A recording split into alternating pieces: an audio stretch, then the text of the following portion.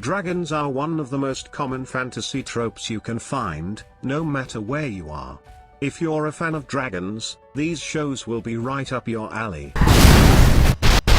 Hello guys, it's Animan here, and today we're going to be taking a look at the best top 10 dragon anime ever. Before we started, make sure to subscribe our channel, and ring the bell icon for our latest videos. Number 10, Dragonar Academy.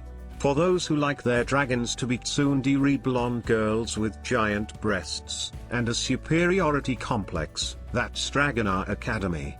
At first the story interested me, it felt quite unique in a way, and parts of the story reminded me of Soul Eater at times, but after a few episodes in, it seemed to abandon its interesting plot and instead turn it into more of a regular harem, ecchi anime.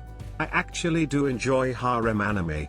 There's overarching plot to this series, but the real bulk of the series is pretty much just huge boobs and naked magical girls. In the midst of it there is a boy training to become a dragon rider. But his dragon is a cute girl. Want to know more? Then you have to watch the anime. Number 9, Manaria Friends. This anime is a prestigious magic school that teaches magic without discrimination to the three factions, men, gods, demons, who usually are engaged in battle with each other. This anime doesn't seem to have any form of overarching story. Each episode is centered around the two protagonists, as they do and experience beautiful things. From searching through a fantastic magical library to clothes shopping. Overall, I love this show. I am always calm and happy after each episode. You can tell throughout each episode that the creators care about it a lot. Number 8, Dragon Crisis. It's not terribly surprising that Japan would find a way to make a dragon just be a cute girl. But that's what they've done in Dragon Crisis. A high school boy named Yuji has a normal life. One day his cousin arrives at his school and takes him to a mission. There's when you find out, he is not normal. Well, in that mission they retrieve what is going to be a girl dragon, and then call her Rose, and she loves him instantly.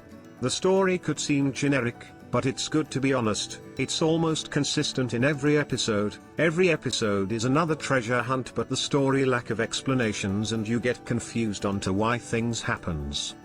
All of the dragons in Dragon Crisis can transform into humans. Overall, Dragon Crisis is an alright series with a number of flaws like most anime, and it isn't a very memorable series, but it manages to entertain, and is certainly not a bad time waster. Number 7, The Vision of Escaflowne.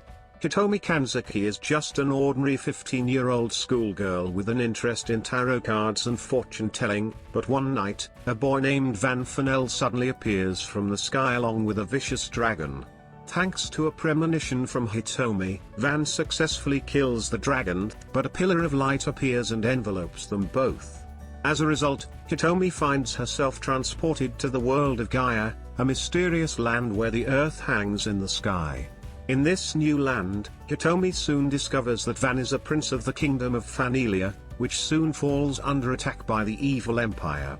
With some new allies on their side, Van and Hitomi fight back against the forces of evil empire strives to revive an ancient power. Overall, Escaflowne has an excellent story and characters, a well-built and animated world, and beautiful music. I would definitely recommend it for anyone looking for a good series. Number 6, Chaos Dragon. You know what's worse than being at war?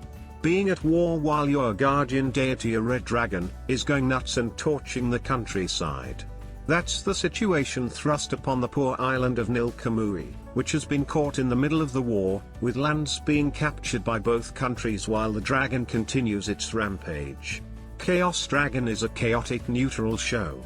It follows its own whims, and like most neutral characters, it's neither good enough to like, or bad enough to despise. It just rides the middle of vanilla territory. Number 5, Miss Kobayashi's Dragon Maid. The anime starts with the typical adult office worker Kobayashi, suddenly receiving a surprise visit one day, from a dragon.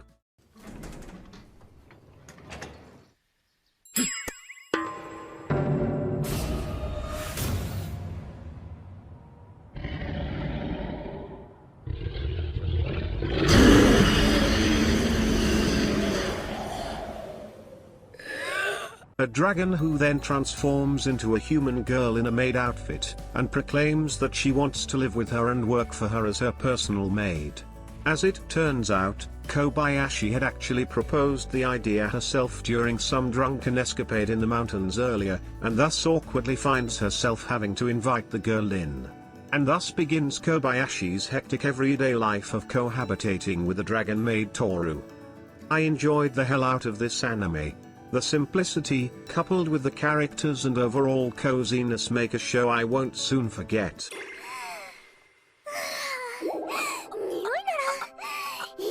Number 4, Cross Ange.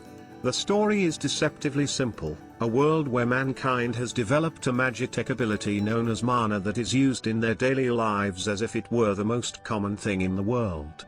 However, there are a handful of people in the world who are incapable of using mana, which results in immense discrimination toward them.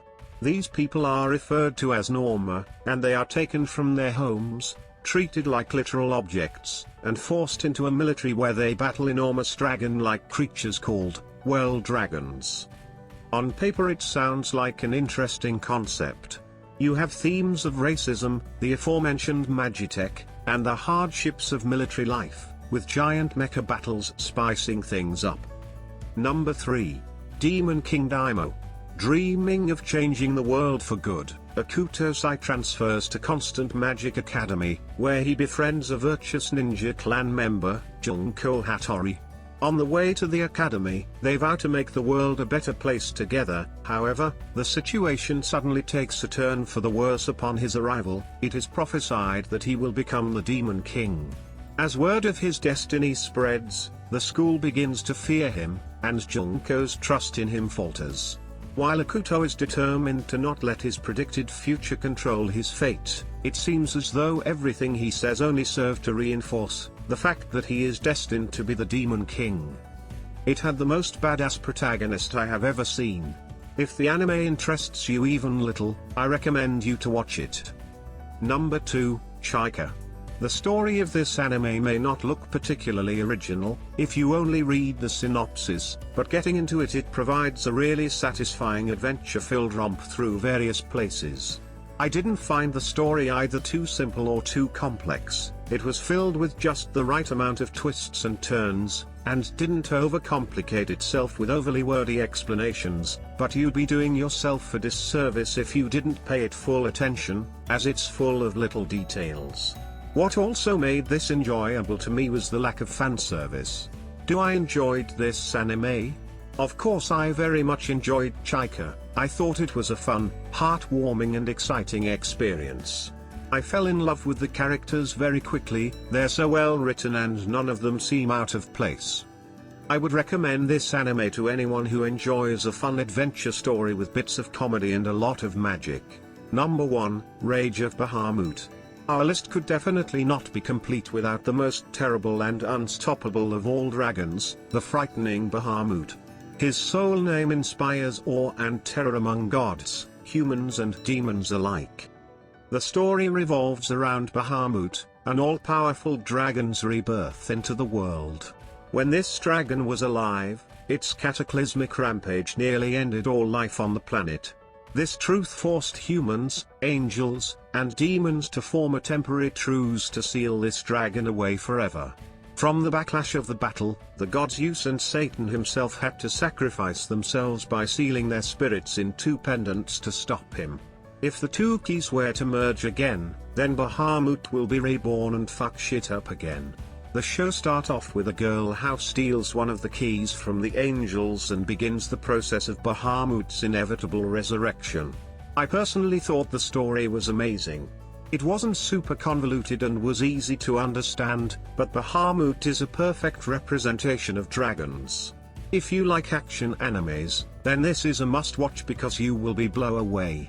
If you enjoy the video, hit the like button, and don't forget to subscribe. See you in the next time.